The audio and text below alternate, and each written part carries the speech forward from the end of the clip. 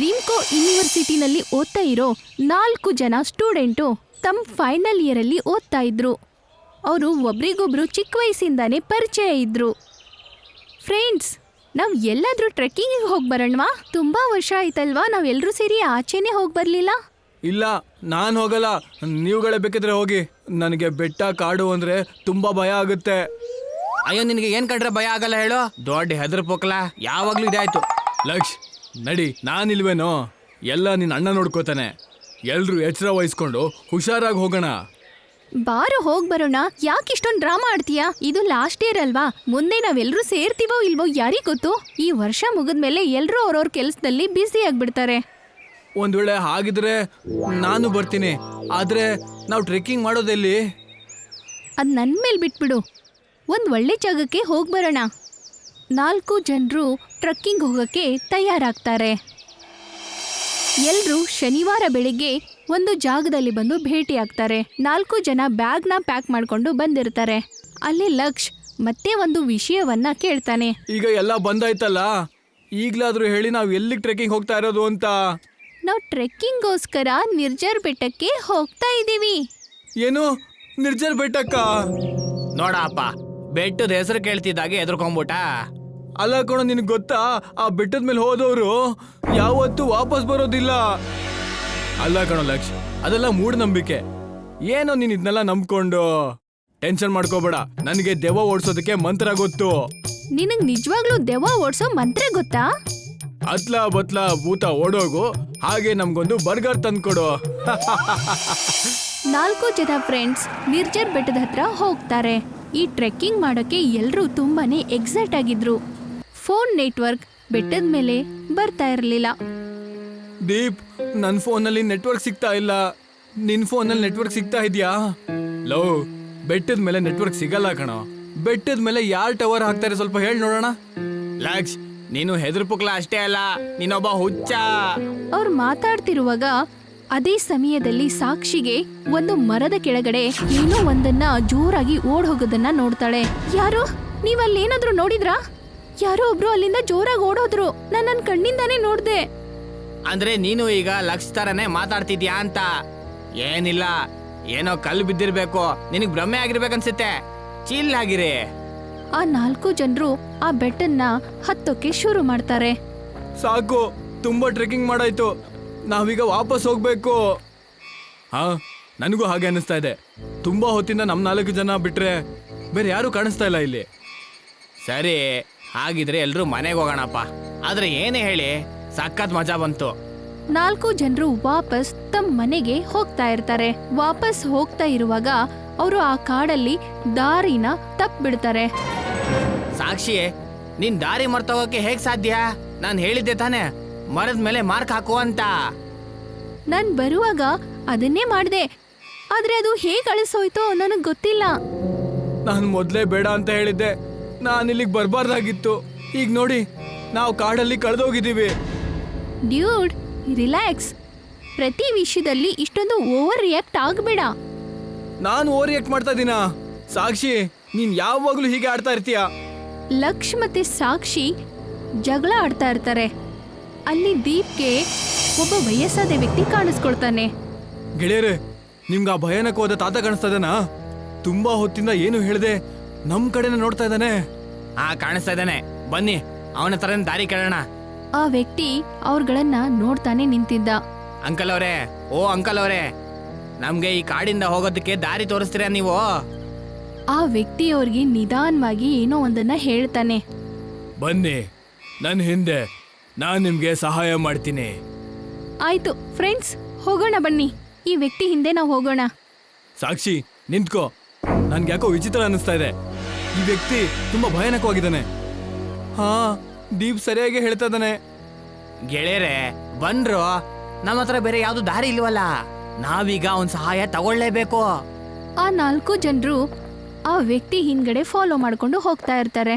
ಹೋಗ್ತಾ ಹೋಗ್ತಾ ರಾತ್ರಿಯ ಕತ್ಲು ಕಾಡನ್ನ ಆವರಿಸ್ಕೊಳ್ಳುತ್ತೆ. ಅಚಾನಕ್ಕಾಗಿ ಅವ್ರ ಹಿಂದೆ ಒಂದ್ ನರಿ ಜೋರಾಗಿ ಕೂಗೋ ಶಬ್ದ ಕೇಳ್ಬರುತ್ತೆ.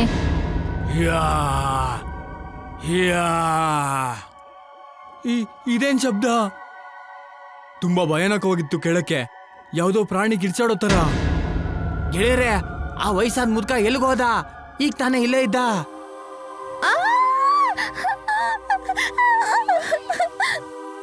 ಸಾಕ್ಷಿಗೆ ಆ ವಯಸ್ಸಾದ ವ್ಯಕ್ತಿಯ ತಲೆ ಒಂದು ಮರದ ಮೇಲೆ ನೇತಾಡ್ತಿರೋದನ್ನ ನೋಡ್ತಾಳೆ.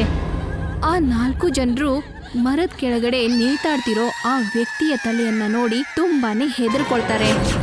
ನಾನು ಹೇಳ್ದೆ ತಾನೆ ಇಲ್ಲಿ ಬರ್ಬಾರ್ದಾಗಿತ್ತು ಅಂತ. ಸಾಕ್ಷಿ, ನಿನ್ನಿಂದಾಗಿ ನಾವೆಲ್ಲರೂ ಇಲ್ಲಿಗೆ ಸಿಕ್ಕಾಕೊಂಡ್ವಿ. ದೀಪ್ ದೀಪ್, ನಾನ್ ಮನೆಗೆ ಹೋಗ್ಬೇಕು. ಅಣ್ಣ, ನನ್ನ ಮನೆಗೆ ಕರ್ಕೊಂಡು ಹೋಗೋ.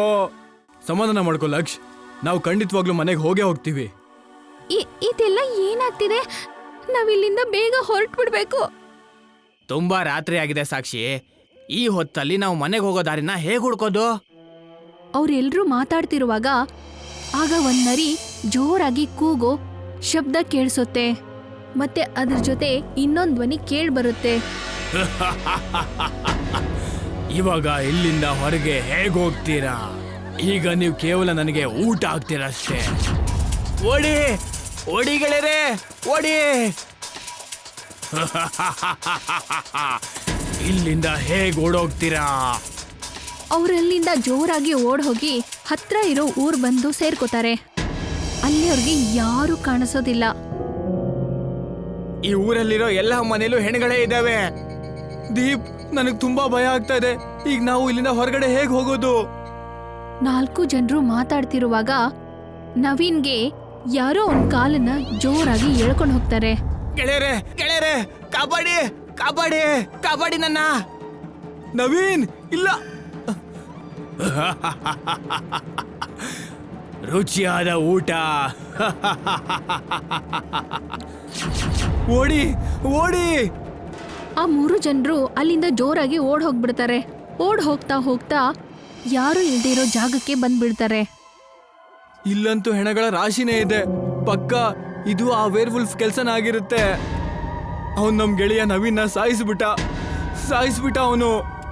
ನಾವೀಗ ಏನ್ ಮಾಡೋದು? ನಾವ್ ಹೇಗಾದ್ರೂ ಮಾಡಿ ಆಚೆ ಹೋಗಕ್ಕೆ ದಾರಿನ ಹುಡುಕ್ಲೇಬೇಕು. ಇಲ್ಲಾಂದ್ರೆ ನಾವು ಈ ತರ ಇಲ್ಲೇ ಸತ್ತು ಹೋಗ್ಬಿಡ್ಬೇಕಾಗುತ್ತೆ. ಅಚಾನಕ್ ಆಗಿ ಅಲ್ಲೊಬ್ಬ ವ್ಯಕ್ತಿ ಬಂದೂಕ್ ತಗೊಂಡು ಅಲ್ಲಿಗೆ ಬರ್ತಾನೆ. ನೀವೆಲ್ಲ ಮಕ್ಕಳು ಇಲ್ಲೇನ್ ಮಾಡ್ತಾ ಇದ್ದೀರಾ? ನೀವ್ ಯಾರು? ನೀವಿಲ್ಲಿ ಏನ್ ಮಾಡ್ತಾ ಇದ್ದೀರಾ? ನನ್ನ ಹೆಸರು ಅರ್ಜುನ್ ಅಂತ. ನಾನು ಆ ವೇರ್ ವುಲ್ಫ್ನ ಸಾಯಿಸ್ಬೇಕು ಅಂತ ಇಲ್ಲಿಗೆ ಬಂದಿರೋದು. ನಮ್ಮ ತಂದೆ ತಾಯಿ ಕೂಡ ಇದೇ ಊರಲ್ಲಿ ವಾಸವಾಗಿದ್ರು. ಆದ್ರೆ ಒಂದಿನ ಇದೇ ಊರಿನ ಒಬ್ಬ ಮನುಷ್ಯ ವೇರ್ ವುಲ್ಫ್ ಆಗಿ ಬದಲಾದ. ಮತ್ತೆ ಇಲ್ಲಿ ಇಡೀ ಊರಿನವ್ರನ್ನೆಲ್ಲ ಒಂದೇ ರಾತ್ರಿಯಲ್ಲಿ ಸಾಯಿಸ್ಬಿಟ್ಟ. ಅದರಲ್ಲಿ ನನ್ನ ತಂದೆ ತಾಯಿ ಕೂಡ ಇದ್ರು. ಅರ್ಜುನ್ ಅವರೇ, ನಮ್ಗೆ ಈ ಊರಿಂದ ಹೊರಗಡೆ ಹೋಗೋದಕ್ಕೆ ದಾರಿ ತೋರಿಸಿ. ನಾವಿಲ್ಲಿಂದ ಹೋಗ್ಬಿಡ್ತೀವಿ. ಈಗ ಇಲ್ಲಿಂದ ಯಾರು ಕೂಡ ಹೊರಗಡೆ ಹೋಗೋದಕ್ಕಾಗಲ್ಲ. ಒಂದ್ಸಲ ಯಾರೇ ಆದ್ರೂ ಈ ಊರು ಬಂದ್ರೆ ಅವರು ಹೊರಗೆ ಹೋಗೋದಕ್ಕೆ ಆಗಲ್ಲ. ಹಾ, ಆದ್ರೆ ಒಂದು ದಾರಿ ಇದೆ. ನೀವೇನಾದ್ರೂ ನನಗೆ ಆ ವೇರ್ ವುಲ್ಫ್ನ ಸಾಯಿಸೋದಕ್ಕೆ ಸಹಾಯ ಮಾಡಿದ್ರೆ ಆಗ ನೀವೆಲ್ಲರೂ ಈ ಊರಿಂದ ಹೊರಗಡೆ ಹೋಗ್ಬಹುದು. ಅದನ್ನ ಸಾಯಿಸೋದಕ್ಕೆ ನಿಮ್ಗೆ ನಾವು ಸಹಾಯ ಮಾಡ್ತೀವಿ. ನಿನ್ಗೇನಾದ್ರೂ ತಲೆ ಕೆಟ್ಟಿದೀಯಾ? ಅವನು ನಮ್ಮ ಬಾಲ್ಯದ ಗೆಳೆಯನ್ನ ಸಾಯಿಸಿದ್ದಾನೆ. ಅಲ್ಲ, ನಿಮ್ಗೆ ಸೇಡ್ ತೀರಿಸ್ಕೊಳ್ಬೇಕು ಅಂತ ಅನ್ನಿಸ್ತಾ ಇಲ್ವಾ? ಆದ್ರೆ ನಾವು ಮನುಷ್ಯರು, ಅದು ವೇರ್ ವುಲ್ಫು. ನಾವು ಅವನ್ನ ಹೇಗ್ ಸಾಯಿಸೋದು? ಅದನ್ನೆಲ್ಲ ನೀವು ನನಗೆ ಬಿಟ್ಬಿಡಿ.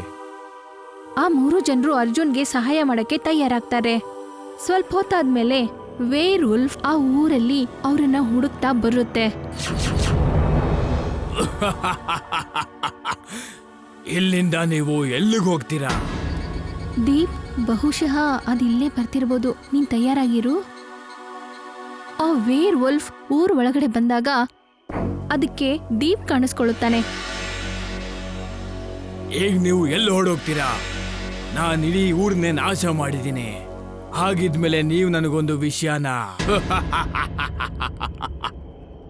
ಯಾವಾಗ ವೇರ್ ವುಲ್ಫ್ ಅವ್ರ ಮೇಲೆ ದಾಳಿ ಮಾಡಕ್ ಹೋಗುತ್ತೋ ಅದೇ ಸಮಯಕ್ಕೆ ಅರ್ಜುನ್ ತನ್ನ ಬಂದೂಕಿನಿಂದ ಅದರ ಮೇಲೆ ಗುಂಡನ್ನ ಹಾರಿಸ್ತಾನೆ. ವೇರ್ ವುಲ್ಫ್ ಕೆಳಗಡೆ ಬಿದ್ದ್ಬಿಡುತ್ತೆ. ಮತ್ತೆ ಲಕ್ಷ್ ಅದರ ಮೇಲೆ ಬೆಂಕಿನ ಹಾಕೋದಕ್ಕೆ ಬರ್ತಾನೆ. ಆದ್ರೆ ಅವನ ಕಾಲು ಜಾರ್ ಬಿಡುತ್ತೆ. ಆ ಬೆಂಕಿ ಜೊತೆ ಅವನೂ ಕೆಳಗಡೆ ಬಿದ್ದ್ಬಿಡ್ತಾನೆ. ಬೇಗ ಎದ್ದೇಳು, ಅದ್ರ ಕಡೆಗೆ ಆ ಬೆಂಕಿನ ಬಿಸಾಕು. ನಾವು ಅದನ್ನ ಕೇವಲ ಸುಟ್ಟಿ ಮಾತ್ರ ಸಾಯಿಸಕ್ಕಾಗುತ್ತೆ. ಬೇಗ ಹಾಕೋ. ಲಕ್ಷ್ ಅದ್ರ ಮೇಲೆ ಬೆಂಕಿನ ಎಸೋದಕ್ಕೆ ತುಂಬಾನೇ ಹೊತ್ತು ಮಾಡ್ಬಿಡ್ತಾನೆ. ನಾನಿನ್ನ ಸುಮ್ನೆ ಬಿಡಲ್ಲ ಅರ್ಜುನ್, ಸುಮ್ನೆ ಬಿಡಲ್ಲ. ವೇರ್ ವುಲ್ಫ್ ಅರ್ಜುನ್ ಮೇಲೆ ದಾಳಿ ಮಾಡುತ್ತೆ. ಅರ್ಜುನ್ ಕೈಯಿಂದ ಬಂದೂಕು ಕೆಳಗಡೆ ಬಿದ್ಬಿಡುತ್ತೆ. ಆದ್ರೆ ಅರ್ಜುನ್ ಸೋಲನ್ನ ಒಪ್ಕೊಳ್ಳೋದಿಲ್ಲ. ಆದ್ರೆ ಅವನು ಒಂದ್ ಚಾಕುನ ಅವನ ಹತ್ರ ಯಾವಾಗ್ಲೂ ಇಟ್ಕೊಂಡಿರ್ತಾನೆ. ಅವನು ಆ ಚಾಕುನ ತಗೊಂಡು, ನೀನ್ ನನ್ನ ತಂದೆ ತಾಯಿನ ಸಾಯಿಸಿದ್ಯಾ, ಅಷ್ಟು ಸುಲಭವಾಗಿ ನಾನು ಸತ್ತೋಗಲ್ಲ, ಇತ್ತಗೋ. ಅರ್ಜುನ್ ಆ ಚಾಕುನ ತಗೊಂಡು ಅದಕ್ಕೆ ಜೋರಾಗಿ ಚುಚ್ಚಕ್ಕೆ ಶುರು ಮಾಡ್ತಾನೆ. ಆಗ ವೇರ್ ವುಲ್ಫ್ ತುಂಬಾನೇ ಗಾಯಗೊಳ್ಳುತ್ತೆ. ಆದ್ರೆ ಅದು ಅರ್ಜುನನ ತಲೆಯನ್ನ ಅವನ ದೇಹದಿಂದ ಬೇರೆ ಮಾಡ್ಬಿಡುತ್ತೆ ಮತ್ತೆ ಜೋರಾಗಿ ಕಿರ್ಚುತ್ತೆ. ಅರ್ಜುನ್ ನಮ್ಗೋಸ್ಕರ ಜೀವ ಬಲಿದಾನ ಮಾಡಿದ್ದಕ್ಕೆ ನಾವು ಸುಮ್ಮನೆ ಇರಬಾರ್ದು. ಲಕ್ಷ ವೇರ್ ವುಲ್ಫ್ನ ನೋಡಿ ತುಂಬಾನೇ ಗಾಬರಿ ಆಗ್ತಾನೆ. ಸಾಕ್ಷಿ ಇಲ್ಲಿ ಆ ಬೆಂಕಿನ ತಗೊಂಡು ವೇರ್ ವುಲ್ಫ್ಗೆ ಬೆಂಕಿನ ಹಚ್ಚೋಕೆ ಹೋಗ್ತಾಳೆ. ಆದ್ರೆ ಸಾಕ್ಷಿ ಕತ್ತನ್ನ ಅದು ಜೋರಾಗಿ ಹಿಸುಕ್ಬಿಡುತ್ತೆ. ಆ ಬೆಂಕಿನ ತಗೊಂಡು ಅವಳನ್ನೇ ಸುಟ್ಬಿಡುತ್ತೆ. ನನಗೆ ನೋವು ಮಾಡಿದಿರಾ, ಈಗಲೇ ನಿಮ್ಮನ್ನೆಲ್ಲ ಸಾಯಿಸ್ಬಿಡ್ತೀನಿ, ನೋಡ್ತಾ ಇರಿ. ಈಗ ವೇರ್ ವುಲ್ಫ್ ಲಕ್ಷನ್ನ ಸಾಯಿಸಕ್ಕೆ ಹೋಗ್ತಿರುವಾಗ ಆಗ ದೀಪ್ ಅದ್ರ ಮೇಲೆ ಬಂದೂಕನ್ನ ಚಲಾಯಿಸ್ತಾನೆ. ವೇರ್ ವುಲ್ಫ್ಗೆ ಆ ಗುಂಡುಗಳು ಬಂದು ತಾಗುತ್ತೆ. ಓಡ್ ಹೋಗಕ್ಕೆ ಪ್ರಯತ್ನ ಪಡುತ್ತೆ. ಆದ್ರೆ ದೀಪ್ ಅದ್ರ ಮೇಲೆ ಗುಂಡುಗಳನ್ನ ಹಾರಿಸ್ತಾನೆ ಇರ್ತಾನೆ. ನನ್ನ ಗೆಳೆಯರನ್ನ ಸಾಯಿಸ್ದೆ ತಾನೆ, ಈಗ ಯಾಕೆ ಹೋಗ್ತಿದ್ಯಾ? ನಿಂತ್ಕೋ. ದೀಪ್, ಅದು ಸತ್ತೋಯ್ತಾ? ನನಗೆ ತುಂಬಾ ಭಯ ಆಗ್ತಾ ಇದೆ. ಚಿಂತೆ ಮಾಡ್ಬೇಡ, ಈಗ ಎಲ್ಲ ಮುಗ್ದೋಯ್ತು. ಈಗ ನಾವು ಮನೆಗೆ ಹೋಗ್ಬೋದು. ಆದ್ರೆ ನವೀನ್ ಮತ್ತೆ ಸಾಕ್ಷಿ ನಮ್ಮನ್ನ ಬಿಟ್ಬಿಟ್ಟು ಹೋಗ್ಬಿಟ್ರು. ಆ ಲಕ್ಷ್, ಆದ್ರೆ ಯಾವತ್ತೂ ಕೂಡ ಅವ್ರು ನಮ್ಮ ನೆನಪಲ್ಲಿ ಉಳಿದಿರ್ತಾರೆ. ಈಗ ನಡಿ, ಈ ಊರಿಂದ ಹೊರಗೆ ಹೋಗೋಣ. ಅವರಿಬ್ರು ಆ ಊರಿಂದ ಆಚೆ ಹೋಗ್ಬಿಡ್ತಾರೆ. ಮತ್ತೆ ಮೇನ್ ರೋಡಲ್ಲಿ ಅರ್ಜುನ್ ಗಾಡಿ ನಿಂತಿದ್ದನ್ನ ನೋಡ್ತಾರೆ.